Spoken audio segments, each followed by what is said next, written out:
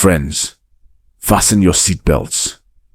We've got breaking news you may not expect about Simon Ekpa, and it's stirring up lots of discussion across Nigeria and beyond.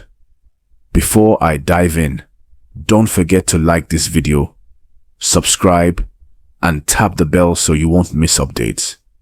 This story is just getting started. So here's the screenshot. Good news for Simon Ekpa. No one saw this coming. What is this good news? What's really happening? Let's unpack it. First, the basics you need to know. Simon Ekpa is a controversial figure. He's a Nigeria-born activist based in Finland, tied to movements pushing for Biafran independence. Over time, he's claimed roles such as Prime Minister of a Biafra government in exile, BRGIE, and has been accused by Nigerian authorities of inciting violence, coordinating with armed groups, and using social media to stoke unrest. He was arrested in Finland on charges including public incitement to commit terrorism, participation in a terrorist group, aggravated tax fraud, and violations of legal ethics. Recently, a court in Finland, Päijät-Häme District Court, found him guilty and handed down a 6-year prison sentence for his offenses. The good news many are referring to is tied to how this decision has been greeted. Some see it as justice, closure, vindication. Others see deeper implications for Nigeria, the Southeast, separatist movements, and rule of law. Let me walk you through how this all unfolded, why many say no one saw it coming, what reactions are, and what to watch next. How we got here. Ekpa's legal troubles date back to when Finnish investigators began probing his alleged activities. It's not just talk. Authorities say he orchestrated support for armed groups, facilitated weapons transfers, and used his online influence to encourage violent acts. Also, there were claims he breached tax laws and acted as a legal practitioner without proper authorization. He denied many allegations. At some court sessions, he distanced himself from IPOB, the indigenous peoples of Biafra, and said he was just a content creator. But courts found evidence otherwise. The trial was long, complex, with cross-national evidence, intelligence, cooperation between Finnish and Nigerian officials, and scrutiny of digital trails. It was not a guarantee that conviction would be so decisive or so strong. Many expected appeals, reductions, or ambiguities. So, when the full 6-year verdict came down, that is part of why people say no one saw this coming. Why many call it good news, sense of accountability. For those who've suffered in the Southeast, seen lives lost to violence, economic harm from sit-at-home orders, and disruption of normal life, seeing someone so public, held responsible, feels like a measure of justice. Many Nigerians, including the federal government, have lauded the verdict. The Minister of Information called it a major victory in the collective fight against terror.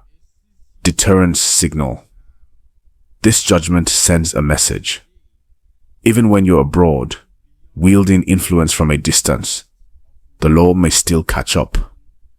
For activists, agitators, or anyone pushing violent means, it raises the bar for impunity.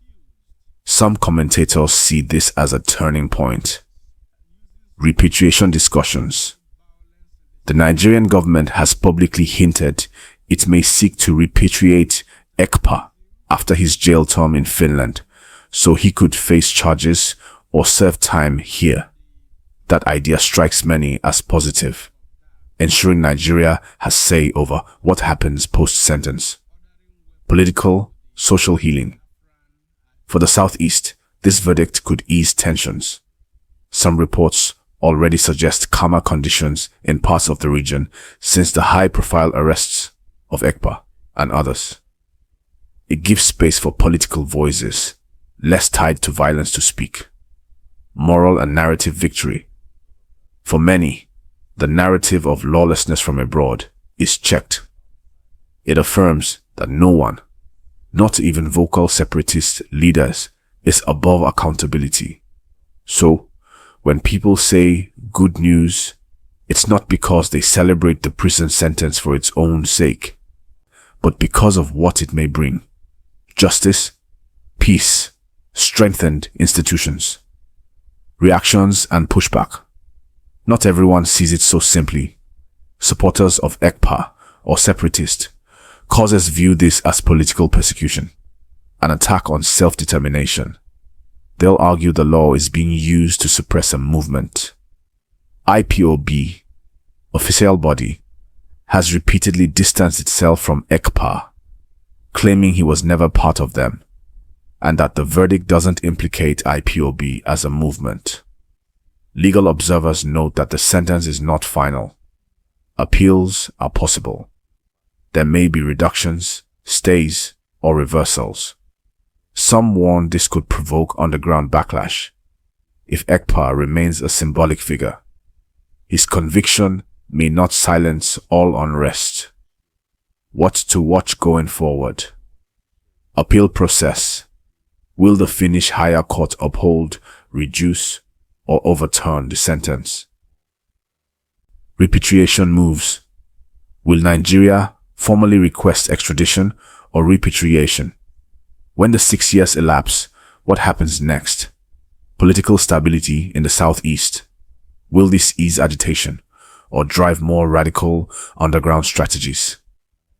Influence of Ekpa's network. Even from prison, will his movement continue to command loyalty or spark actions? Media narratives. How will the case be used by various political forces in Nigeria? Federal, state, opposition, voices in the Southeast. Let me conclude this part. This outcome, strong, unequivocal, firm verdict, is a surprise to many. It's being called good news, depending on where you stand. For justice, for victims, for the rule of law. But it's also a pivot point. The real test is what happens next. How institutions act. How communities respond.